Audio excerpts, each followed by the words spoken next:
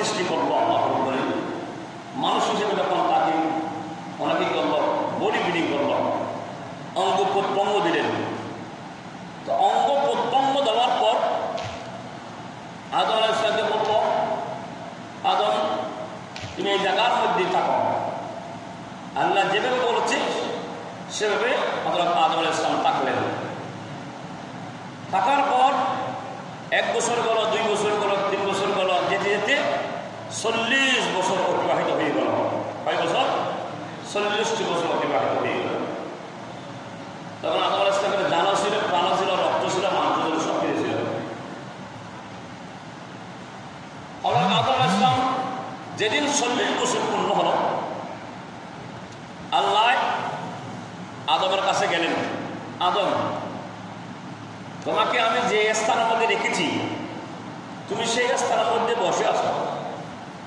তোমাকে হাঁটার আমি পা দিয়েছি হাঁটার জন্য, শ্রবণ করার জন্য আমি কান দিয়েছি, দেখার জন্য তোমাকে চোখ দিয়েছি, নিঃশ্বাস ফেলা এবং ছাড়ার জন্য তোমাকে নাক দিয়েছি, ছিদ্র দিয়েছি, ইত্যাদি অঙ্গ প্রত্যঙ্গ দিয়েছি। কিন্তু তুমি এই জায়গার মধ্যে 40 বছর রইতে গেল।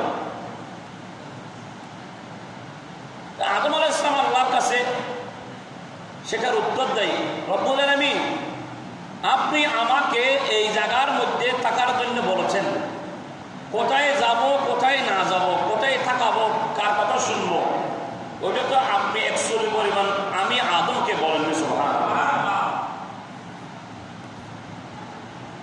আমরা হলাম আদম সন্তান। রব্বুল আলামিন এই কথার জবাবে আল্লাহ যখন প্রশ্ন করলো, জবাব দিল আদম আলাইহিস সালাম, আল্লাহ বলেন, আদম আমি তোমাকে 3টা জিনিস দিয়ে পুরস্কৃত করলাম। সুবহানাল্লাহ, একটা হচ্ছে তোমাকে আশরাফুল মাখলুকাত, আজ থেকে তোমাকে ঘোষণা করে দিলাম তুমি সৃষ্টির সেরা দিন। সুবহানাল্লাহ। 2 নম্বর, আমি তোমাকে ফি আহসানি তাকবীর, আমি যতটুকু সুন্দর আছে সমস্ত সৌন্দর্যের অধিকারী তোমাকে বানাই দিলাম। সুবহানাল্লাহ। 3 নম্বর, আদম তোমার জবাবে আমি মুগ্ধ হয়ে, আমি খুশি হয়ে, আমি খোদা রাজি হয়ে আমি তোমাকে 3য় পুরস্কার দিলাম, যে পুরস্কার নাম হচ্ছে আত্মার জ্ঞান। সুবহানাল্লাহ। যে আত্মার জ্ঞান আপনি জ্ঞান অন্বেষণ করেছেন, কোরআনের জ্ঞান, হাদিসের জ্ঞান, যে জ্ঞান হতে গেল ওই জ্ঞান আপনার কাছ থেকে কেউ ছেড়ে নিতে পারবে না। সেই জ্ঞানের মধ্যে উত্তম জ্ঞান হচ্ছে রব্বুল আলামিনের পক্ষ থেকে যে জ্ঞান, সেটার নাম হচ্ছে আত্মার জ্ঞান। সুবহানাল্লাহ। তো আত্মার জ্ঞান হযরত আদম আলাইহিস সালামকে রব্বুল আলামিন দান করেছেন। সুবহানাল্লাহ। রব্বুল আলামিন ইরশাদ করেছিল কাকে? সমস্ত ফেরেশতাদের, وَإِذْ قُلْنَا لِلْمَلَائِكَةِ اسْجُدُوا لِآدَمَ فَسَجَدُوا إِلَّا إِبْلِيسَ। আল্লাহ বলেছেন কি? وَإِذْ قُلْنَا لِلْمَلَائِكَةِ اسْجُدُوا لِآدَمَ, স্মরণ করে সেই সময়ের কথা যখন আমি ফেরেশতাদেরকে উদ্দেশ্য করে বলেছিলাম,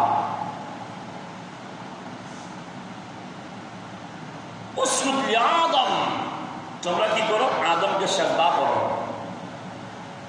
ইল্লা ইবলিসা, ইবলিস ব্যতীত সমস্ত ফেরেশতারা সিজদা করেছিল।